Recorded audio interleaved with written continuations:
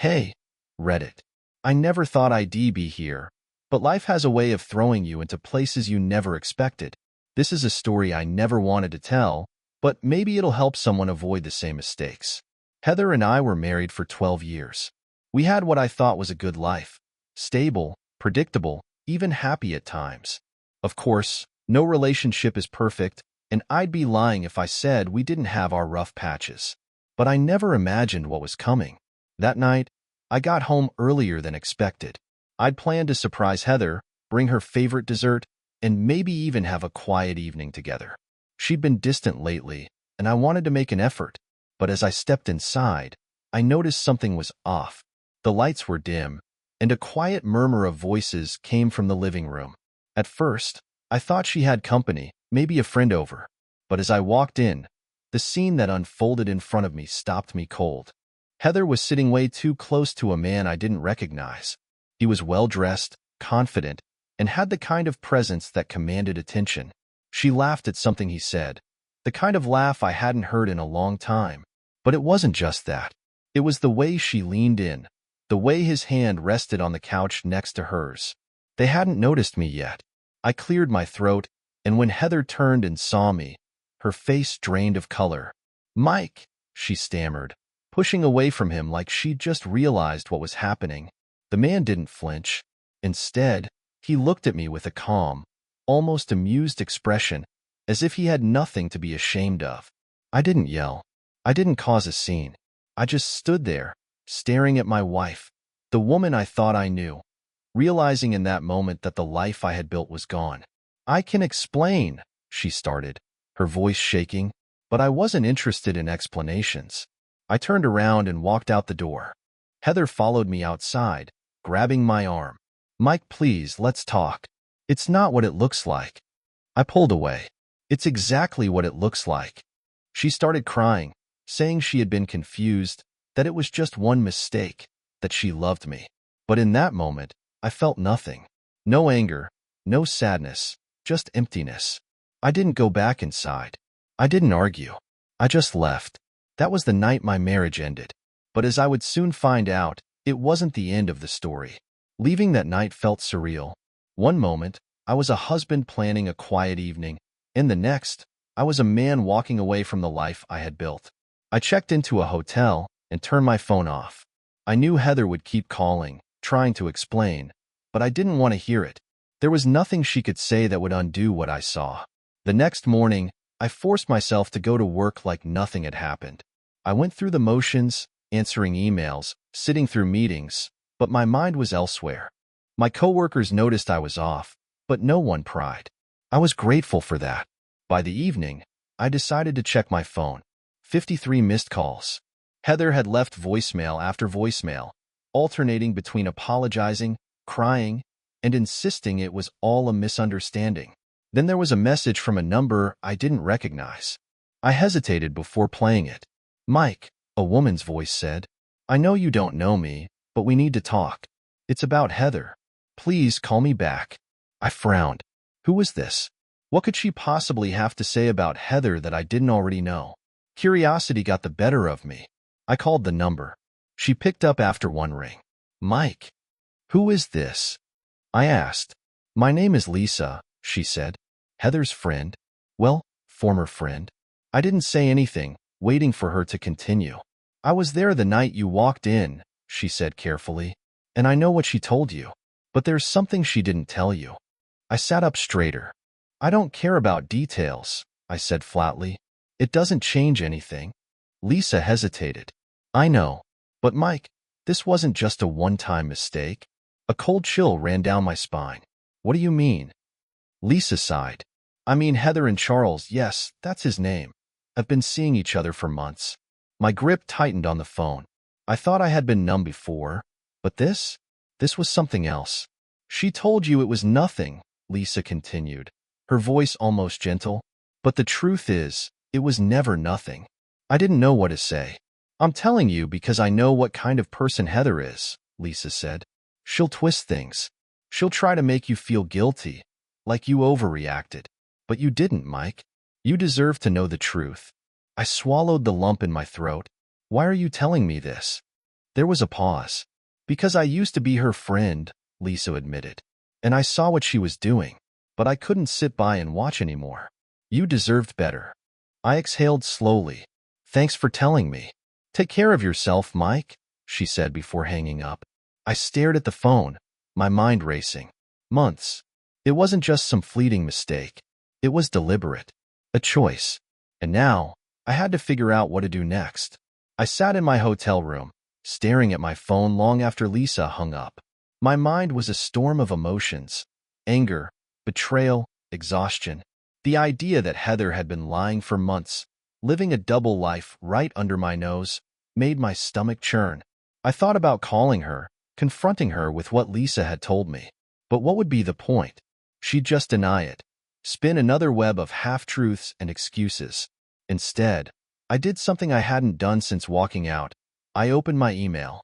Heather had sent me a long message. Subject: Please, just listen, Mike.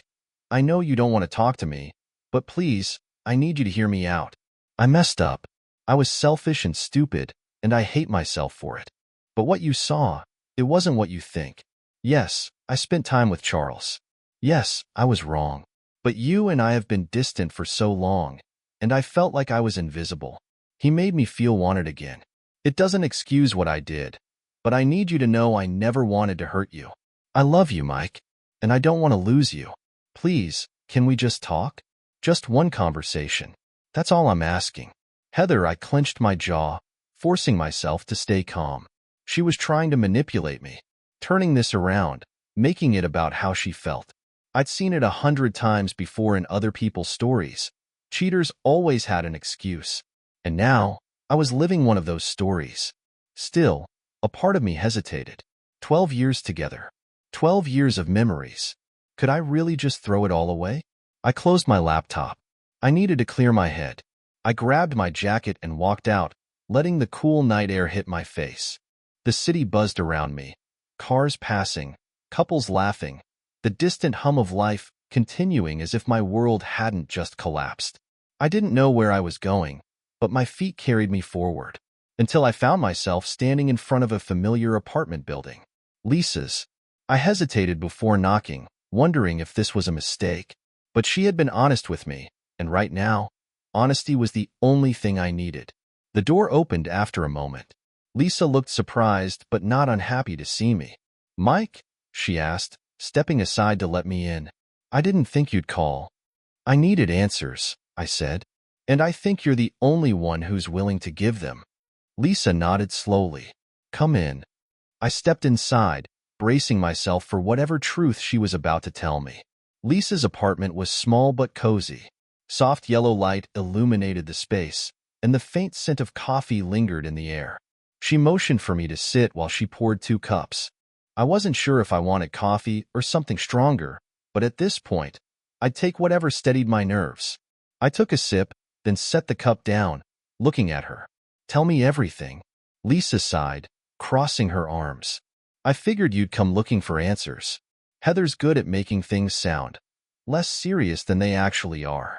I nodded, bracing myself. How long has this been going on? Lisa hesitated, then finally said, almost a year. A year. My stomach twisted. I had prepared myself for a few months, but a year? That meant while we were celebrating anniversaries, birthdays, and holidays, Heather had already checked out.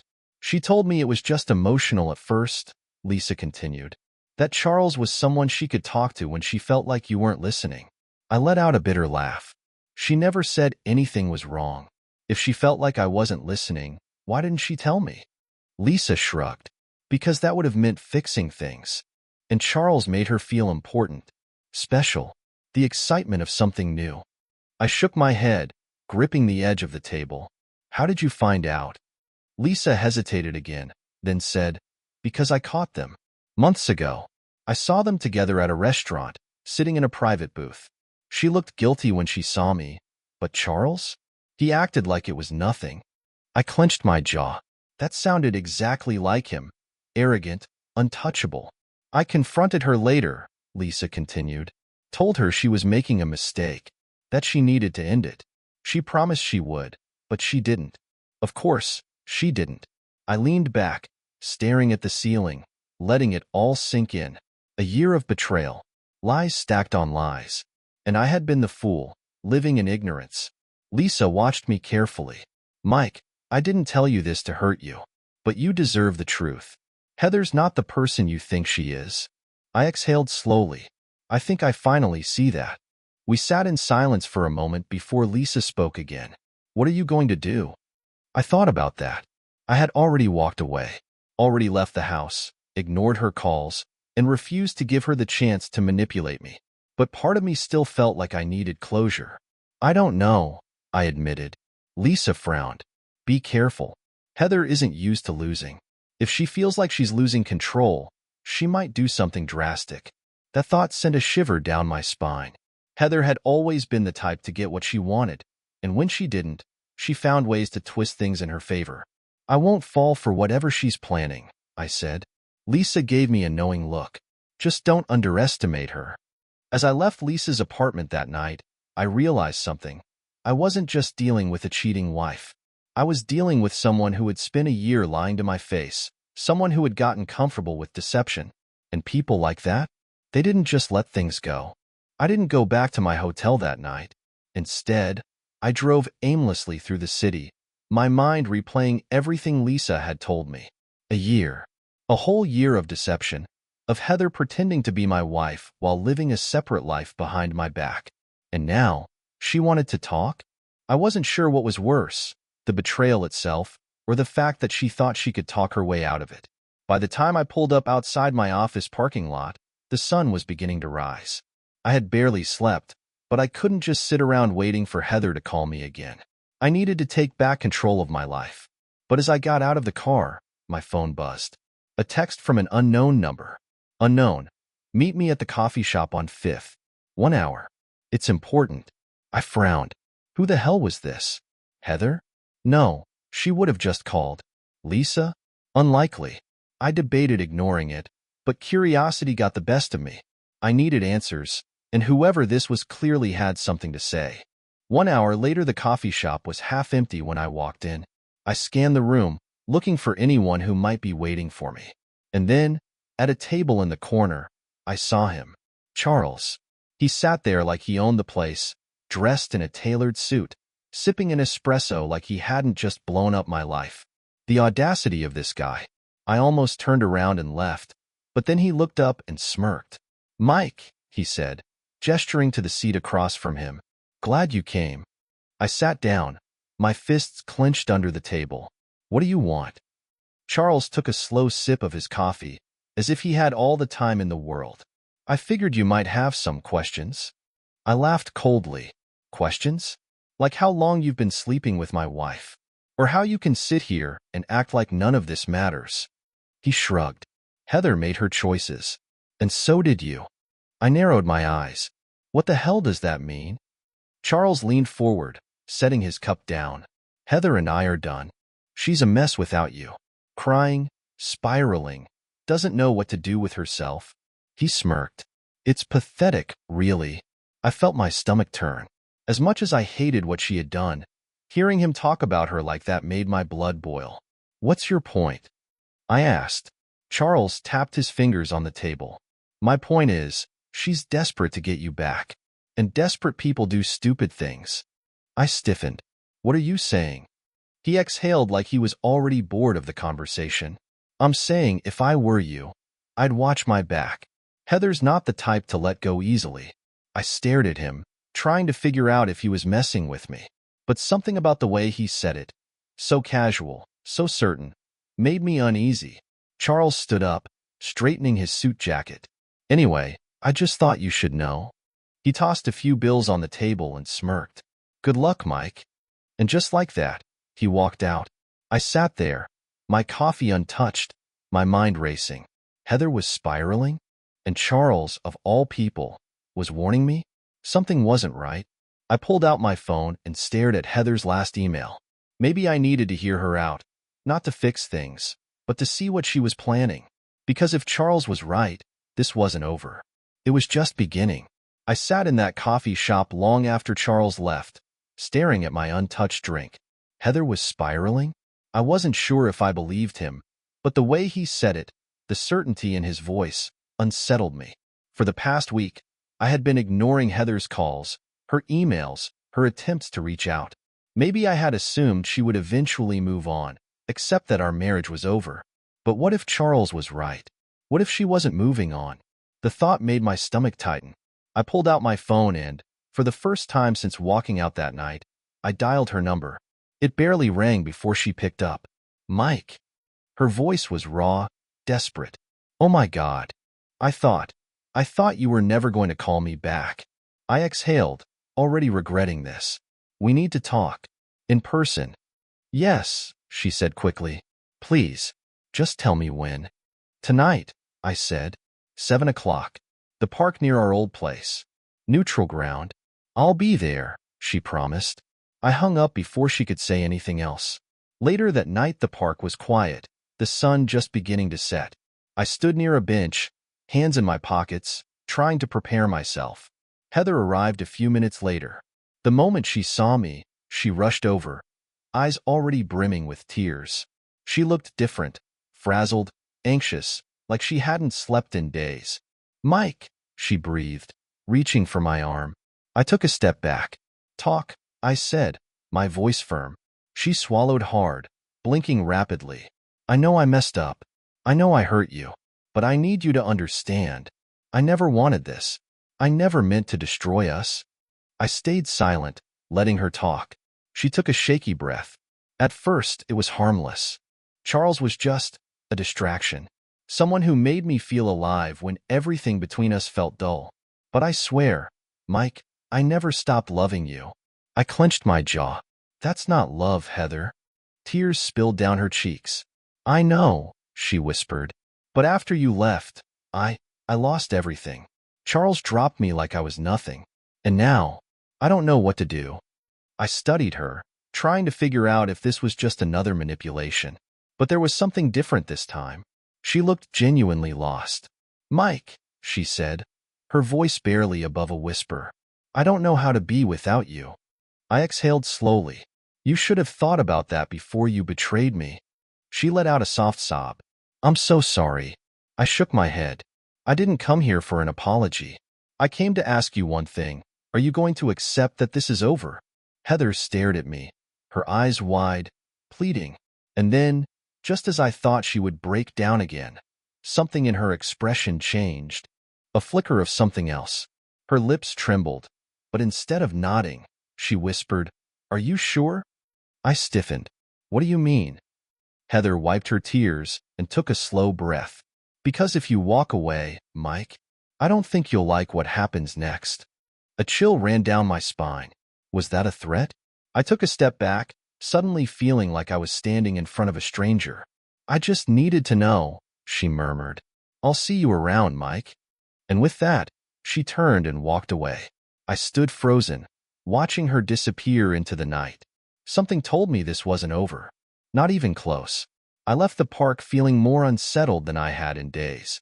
Heather's words weren't just the desperate pleas of someone who wanted to fix her mistakes. There was something else in her voice, something cold. She had accepted that I was walking away, but it felt like she had already planned for it. I tried to shake off the feeling as I drove back to my apartment. I told myself I was overthinking it, that she was just hurt and saying things out of emotion. But the gnawing in my gut wouldn't go away. When I got home, I found a new email waiting in my inbox. From Heather. I hesitated before opening it. Mike, I meant what I said. If you don't want to be with me, I'll respect that. But before you close the door forever, I want you to know something. I wasn't the only one keeping secrets. There's something you don't know about Charles. Something big. And it affects you more than you realize. I have proof. If you want to know the truth, meet me tomorrow night. If not, well, I guess you'll find out eventually. Heather, I stared at the screen, my pulse pounding. What the hell was this? At first, I thought it was another manipulation, another desperate attempt to drag me back into her orbit. But something about her tone was different. She wasn't begging this time. She wasn't pleading. She was warning me. I considered ignoring it, deleting the email, and finally putting this nightmare behind me. But the problem was, I couldn't. Because what if she was telling the truth? The next night, I agreed to meet Heather at a quiet cafe outside of town. It was a place we used to go when we first started dating, long before things went bad. I arrived a few minutes early, scanning the place as I walked in. It was nearly empty. Heather sat at a corner table, a small envelope in front of her. She looked calm, collected, the complete opposite of the emotional wreck I had seen at the park. I took a seat across from her. "I don't have time for games, Heather. If you have something to say, say it." She slid the envelope toward me. "Open it." I hesitated, then picked it up and pulled out a small stack of photos. And the moment I saw them, my breath caught in my throat. It was Charles. But not just Charles. It was Charles and my boss. Talking, meeting, shaking hands. And in one of the photos, I saw something that made my stomach drop, a contract with my company's logo on it. I looked up at Heather, my hands tightening around the photos. "What is this?" She leaned forward, her eyes locked onto mine. "Charles wasn't just some rich guy, Mike. He's been involved with your company for months. And he's been using you without you even knowing it." My mind was spinning. That doesn't make any sense. Heather sighed. "Think about it. Why do you think he got so close to me? Why do you think he never cared if you found out? He wasn't just trying to take your wife, Mike. He was trying to take your job." A cold chill ran down my spine. No, that couldn't be right. But then I thought back to everything. The way Charles had always acted so smug, like he knew something I didn't. The way my boss had been acting distant lately. The deals I had been left out of. And suddenly, it all clicked. Heather wasn't lying. Charles had been playing me this entire time. I clenched my jaw. "Why are you telling me this now?" Heather's expression softened. "Because no matter what happened between us, I don't want to see him ruin you. You don't deserve that." For the first time since this all started, I believed her. I exhaled, looking back down at the photos. This wasn't about my marriage anymore. This was about everything. And I wasn't going to let Charles win. I sat in that cafe, staring at the photos Heather had just handed me. Charles and my boss. Together. Smiling. Signing contracts. It was like a slap in the face. The affair had been bad enough. But this was something else entirely. This was personal. I took a deep breath, trying to process everything. "How did you even get these?" I asked, looking up at Heather. She hesitated, then said, "I wasn't completely blind when I was with him. I started noticing things. Calls he wouldn't take in front of me, meetings that didn't make sense. One night, he left his laptop open. I took a look. I raised an eyebrow. You went through his files?" Heather sighed. "I know I don't have much credibility right now, but yes, I did. And I found out he's been meeting with your boss for months. I didn't understand what I was looking at first, but when you left, I started putting the pieces together." I clenched my jaw, flipping through the photos again. Why would Charles care about my company? He's a millionaire. He has everything. Heather shook her head. "Not everything. He wanted power, control. He wanted your position." A realization hit me like a freight train. He hadn't just been sleeping with my wife. He had been working with my boss to push me out, and I had walked right into it.